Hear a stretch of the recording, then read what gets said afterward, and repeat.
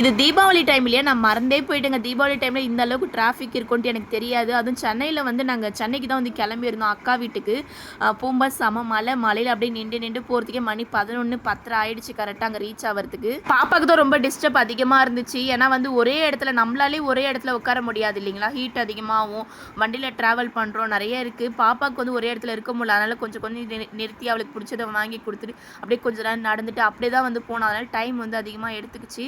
Festival டைம்லயே நிறைய பேர் வந்து ஒர்க்லாம் முடிச்சுட்டு ஃபேமிலியை மீட் பண்ணணும், பட்டாசு பாக்ஸ் ஸ்வீட் இதெல்லாம் வாங்கிட்டு வந்து ஸ்பீடாக வந்து போகிறாங்களா. அதுலேயே வந்து ஒரு சில பேருக்கு வந்து ஆக்சிடென்ட் வேறு ஆயிடுதெல்லாம் பார்க்கவே ரொம்ப கஷ்டமாக இருக்குது, பயமாக இருக்குது. அதனால் நாங்களும் ஓரமாக நானும் என் வீட்டுக்கார வண்டியை மாற்றி மாற்றி ஓட்டி பொறுமையாக வந்து போயிட்டு இருந்தோம். ஒரு செகண்டில் அழுதே போயிட்டேங்க. ஏன்னா ஒரு விஷயத்தை வேற பார்த்தோன்னா ரொம்ப கஷ்டமாக இருந்துச்சு.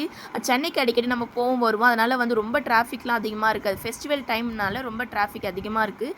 ஹெல்மெட் வந்து போட்டுட்டு போங்க. அதேமாதிரி குழந்தைங்கள பார்த்து பொறுமையாக வந்து போங்க. ரொம்ப வேகமாக ஓவர்டேக் பண்ணி போகிறவங்க கொஞ்சம் ஆக்சிடென்ட் ஆகுது. அதனால் கொஞ்சம் பார்த்து போங்க. ஓரமாக போகிறது ரொம்பவே நல்லது. அதுவும் விட்டு கொடுத்து போகிறது ரொம்பவே நல்லதுங்க. ஏன்னா வந்து பெரிய பெரிய வண்டி போகும்போது நம்மள வந்து ஒரு வண்டி எடுத்துகிட்டு போய் நேராக வந்து விடக்கூடாது. நான் லைவாக பார்த்தா அதனால் எனக்கு தெரிஞ்சதை நான் ஷேர் பண்ணியிருக்கேன். தீபாவளிக்கு குழந்தைங்களுக்கு அதிகமாக நெருப்பு கொடுக்காதீங்க.